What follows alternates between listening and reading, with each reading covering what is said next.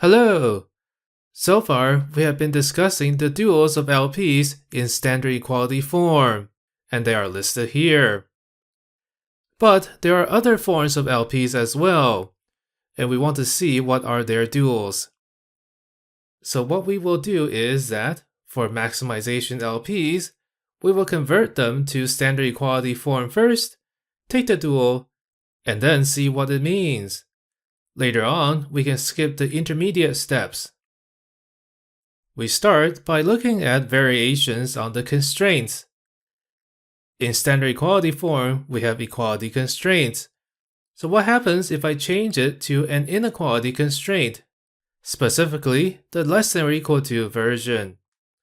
So suppose P is max C transpose X, AX is less than or equal to B, and X is at least 0. Here is one such example. Remember that to turn this into standard equality form, we will add non-negative slack variables. We will name these slack variables x prime. So our LP becomes max C transpose X, AX plus IX prime is equal to B, and X and X prime are at least 0. Now we can take the dual. In our example, our dual looks like this. Notice that the constraints can be separated into two parts. The first part is equivalent to A transpose Y is at least C. Those are the normal dual constraints. The second part is equivalent to Y is non-negative. So that is our dual, which is min B transpose Y, A transpose Y is at least C, and Y is at least 0. So the only difference between this dual and the usual dual is the non-negativity constraints.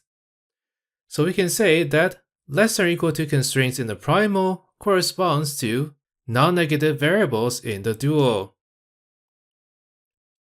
We can do a similar thing with the greater than or equal to constraints.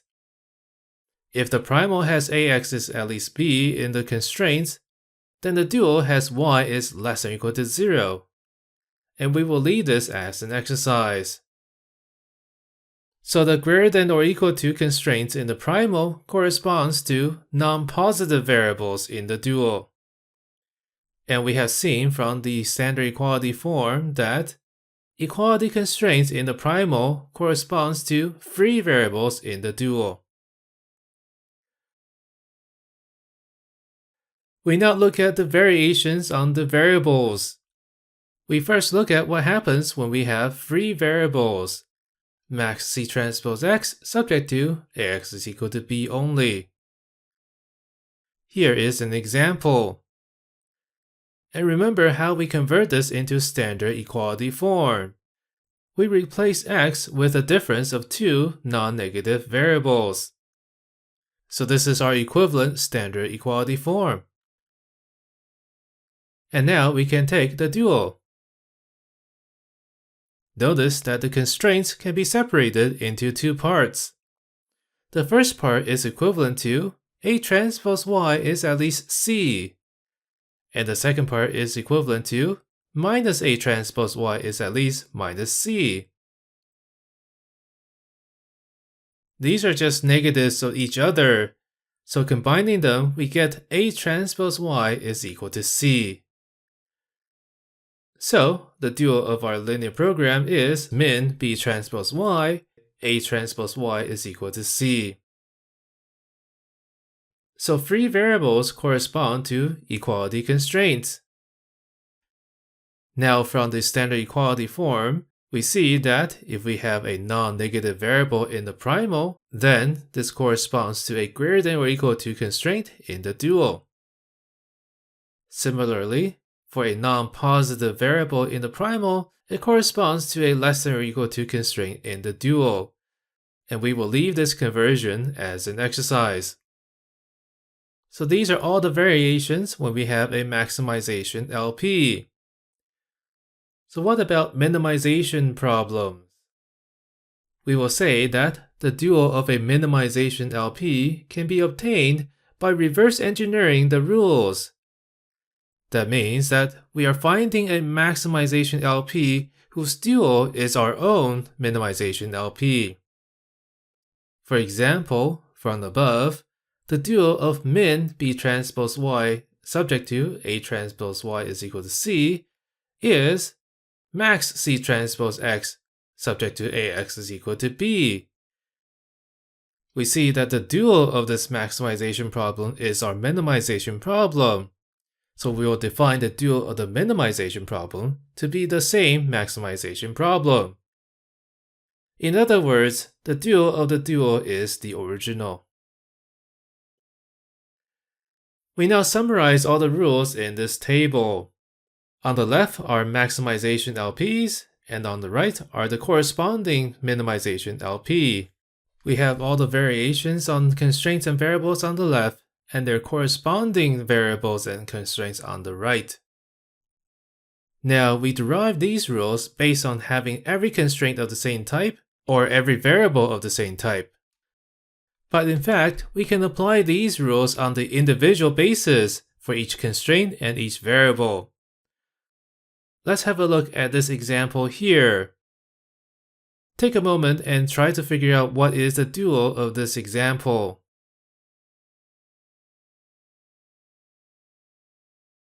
The objective function is always the same, minimize B transpose Y. For the constraints, we always have A transpose Y on the left and C on the right. It is the signs that are different. We see that x1 and x2 are non-negative variables, so that means that the first two dual constraints are greater than or equal to constraints.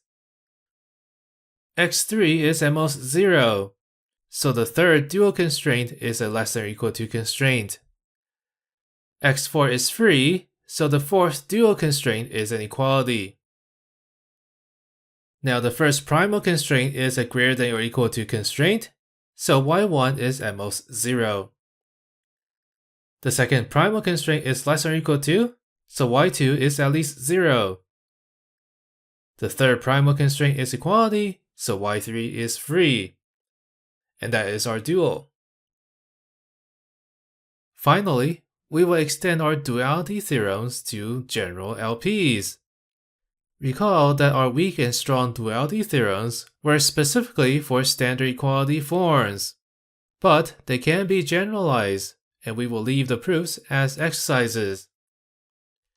So the general weak duality theorem becomes: let P be a maximization LP and let D be its dual.